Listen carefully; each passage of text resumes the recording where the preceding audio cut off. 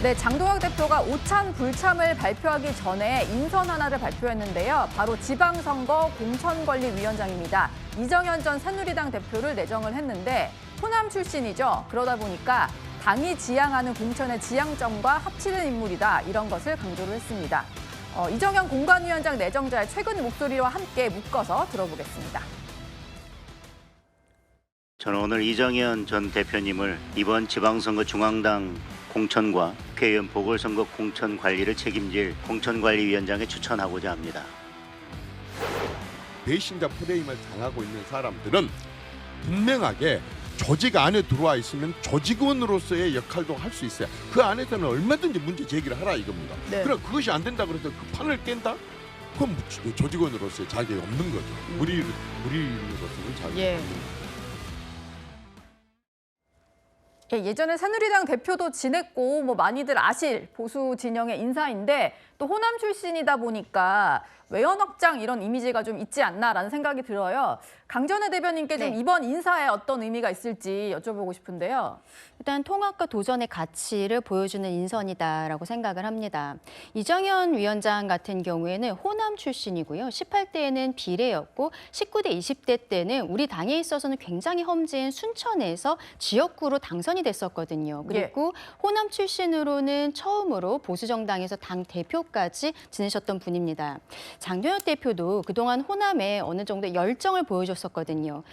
매달 이제 호남을 찾겠다라고 말씀을 드린 바가 있고 실제로 찾아갔을 때는 굉장히 박한 대우를 받았습니다만 계속 찾겠다고 말씀을 드린 바가 있습니다. 이번 지방선거를 넘어서서 저희 당이 나갈 방향성에 대해서도 보여주고 있는 인사가 아닌가 생각을 하고요. 앞으로 이제 공관위원들 인선이 있고 본격적인 공천관리가 들어갈 것으로 보이는데 최근에 장동혁 대표가 비상계엄에 대한 사과가 있었고 그리고 박성훈 수석 대변인을 통해서 윤허개인 세력 그리고 부정선거 세력과의 절연에 대해서도 명확히 이야기를 한 바가 있습니다. 그렇기 때문에 이제 조금 더 명확하게 중도 확장적인 메시지를 내는 그런 인선을 한 것이라고 생각합니다. 그런데 아까 지난해 있었던 정치 시그널 인터뷰 내용도 잠깐 보고 왔습니다만 이정현 내정자 같은 경우에는 한동훈 전 대표라든지 유승민 전 의원에 대해서 좀 부정적으로 말을 한 적이 있었거든요. 장윤미 대변인께 좀 여쭤보겠습니다. 일단은 배신자 프레임에 갇혀있는 인물들에 대해서는 좀 단호한 입장을 밝힌 바가 있어서 공천에서 그럼 이런 분들을 배제하는 게 아닐까 이런 생각도 좀 드는데요. 그렇죠. 어떨까요? 이정현 전 수석 같은 경우에는 호남에서 어떻게 보면 파란을 일으키면서 지역구에서 승리를 하기도 했었고 그것보다는 또 이 박근혜 전 대통령의 정말 복심으로 또 분류가 되기도 했었죠. 그 로얄티나 충성도에 대해서는 이론의 여지가 없을 정도인데 인터뷰나 이런 어떤 본인의 소신을 밝힌 부분을 보면 과거에도 내가 원내에 있을 때 봤더니 자기 언론에 한 줄이라도 더 나오려고 일부러 대통령을 직격하고 당대표를 저격하는 이런 사람들이 있더라. 이게 아마 그런 문제 제기를 했던 의원들은 진정성이 그래도 물론 언론에 나오고 싶은 욕심도 있겠지만 나름대로의 진정성이 있었을 텐데 상당히 좀 폄훼하는 듯한 발언이 있었는데 이런 점에서 좀 당파성을 정확하게 띄고 있다는 점에서는 장동혁 대표와 상당히 중첩되는 정치인이다. 그렇다면 그 연장선상에서 발탁이 됐을 거고 이 공천과 관련해서 아주 중책을 맡았을 때 그 기준이란 건 지금의 국민의힘의 어떤 컬러 그리고 이 색깔, 방향성에 정확히 부합하는 이런 후보들을 걸러내겠다는 의지의 표명으로도 읽히는 부분이 있습니다. 이제 시작이니까 어떤 방식으로 공천을 할지는 지켜봐야 될 것 같습니다. 국민의힘이 이렇게 지방선거 모드로 전원에 나섰지만 당내 갈등은 봉합이 되지 않는 상황인 것 같은데요. 특히 친한계 배현진 의원의 징계 심사가 진행되는 와중이라서 친한계에서는 여러 가지 비판의 목소리가 나오고 있습니다. 일단 당원권 정지도 중징계라고 보거든요. 왜냐하면 그 기간 동안에 권한을 행사할 수가 없기 때문에 3개월 이상만 나오더라도 시당위원장 할 수 없는 거고 아니면 당원권 정지가 나온다는 자체가 이미 조직을 운영하는 데 있어서는 치명적이기 때문에 서울시당위원장 역할을 하기 어렵다고.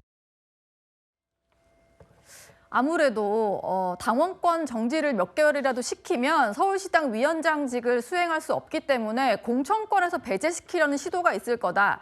이런 우려들이 나오는 것 같아요. 그리고 당 내에서도 의견이 좀 엇갈리는데 소장파로 분류되는 김소혜 의원 같은 경우는 배현진 의원은 계파 갈등 때문에 제소가 됐다.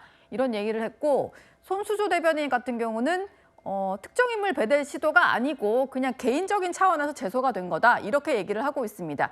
이현정 위원님, 네, 저 갈등은 언제쯤 봉합이 좀 될 것 같으세요? 안 될 것 같은데요. 계속 안 될 것 같으세요? 저는 오늘 이정현 위원장 지명을 보면서 저는 뭐 이분 오래전부터 압니다. 거의 국민의힘이 선거를 뭐 심하게 이야기하면 이거 뭐 포기한 거 아닌가라는 그런 느낌도 들었어요. 왜냐하면 좋은 인선이라는 의견도 있던데 아닌가 저는 봐요. 왜냐하면 지금 이 선거는요. 솔직히 현실적으로 이야기해서 국민의힘이 호남에서 당선될 때가 있습니까? 없어요.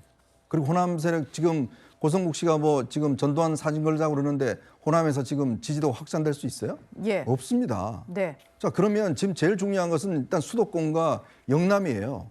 그러면 수도권과 영남의 상황들을 잘 아는 분을 모셔와야 되는데 지금 전혀 그쪽에 선거 한 번도 안 해본 사람을 지금 공천관리위원장 시켰잖아요. 그러면 이쪽 선거를 어떻게 치르고 있다는 이야기예요? 지금은 확장을 이야기할 때가 아닙니다. 네. 지금 있는 것만이라도 수성하는 것만이라도 선거 그냥 제대로 치르는 거예요. 지금 이 순간에 어떻게 지금 호남에서 확장을 하겠습니까? 단 한 군데라도 지금 기초단체장 당선될 때가 있어요? 예. 자, 그런 상황이고 또 이분이 윤어게인이 주장한 분이에요. 지난번 대통령 윤석열 전 대통령 그 탄핵 이제 해서 당할 때 그때 최후 그 진술할 때 보면 본인이 나와서 이 윤 대통령 같은 훌륭한 분이고 이런 분이 다시 해야 되고 그러면서 본인은 뭐 감동을 흘리고 계몽이 됐고 이런 이야기를 계속 그냥 해오신 분입니다. 아, 헌법재판소의 최종 파면 선고가 그렇죠. 있기 전에요. 그 파면 선고 있는 그 상황에서 예. 자, 그런 분을 지금 윤어게인하고 지금 근절하겠다고 그랬잖아요. 지금 네. 장동혁 대표가. 근데 그거를 주장하시는 분을 공천관리위원장을 시켰어요? 그럼 이거 어떤 메시지로 봐야 되나? 그러니까 결국은 이게 윤어게인 뭐 계속 하겠다는 이야기로 지금 메시지가 읽혀지는 거 아니겠습니까? 예. 자, 그러다 보니 결국 지금의 선거 상황이라는 게 지금 정말 이 영남과 특히 이제 그 국민의힘의 텃밭인 영남과 수도권이 위기인데 이 위기를 잘 헤쳐나갈 수 있는 인사들을 하는 것도 모자라서 이정현 위원장을 해놔놓으면 더군다나 지금 보면 서울시당 위원장을 지금 징계하는 거 아니겠습니까? 예. 뭐든지 뭐 곧 할 것 같은데 그러면 서울 선거 어떻게 치르죠? 지금 새로 임명한다 한들 지금 몇 달 남았습니까? 네. 그럼 몇 달 남고 지금 기초단체장, 기초위원들 누군지 제대로 알긴 하겠어요?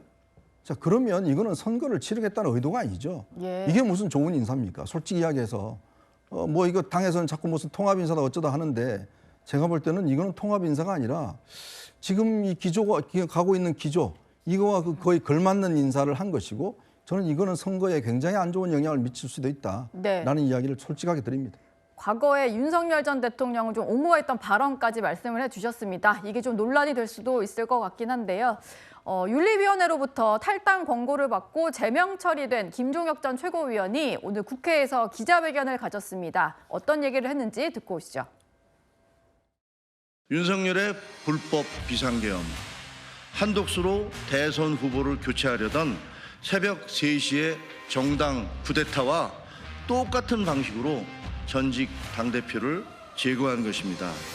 대한민국의 헌법 질서와 정당 민주주의, 언론 자유를 파괴하는 이 같은 정치적 폭거의 배후에는 장동혁 대표와 이른바 윤어게인 세력이 있다는 사실은 바람은 눈에 보이지 않아도 나뭇가지가 흔들리면 바람의 존재를 알 수 있는 것처럼 명백하다고 할 것입니다.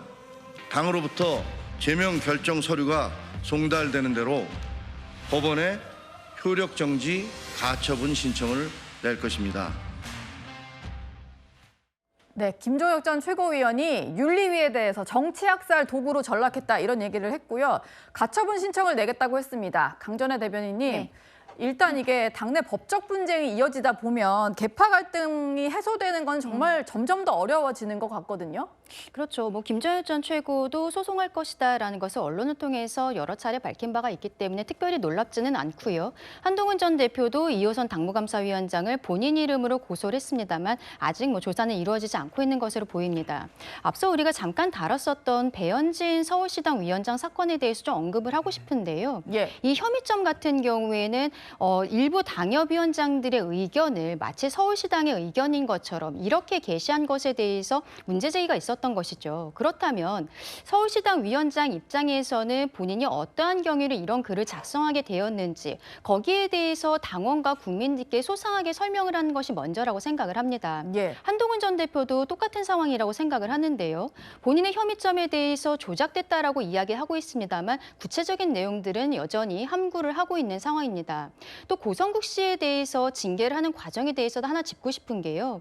친한계에서는 윤리위원장을 바꿨을 때 한동훈 전 대표에 대한 징계 수위를 높이기 위한 것이 아니냐라고 주장을 했었죠. 네. 그런데 이번에도 고성국 씨에 대한 징계가 이루어지기 직전에 누가 보아도 친한계인 김경진 위원장을 서울시당 윤리위원장으로 변경을 했거든요. 예. 본인들이 그동안 피해자라고 이야기했었던 프레임을 지금은 가해자로서 똑같이 하고 있는 것이 아닌가. 이런 부분이 저는 정무적으로 굉장히 미스된 판단이었다라고 생각합니다. 예. 지방선거가 얼마 안 남았는데 뭐 민주당도 그렇고 국민의힘도 그렇고 내부 갈등이 좀 봉합이 되지 않는 분위기인 것 같습니다.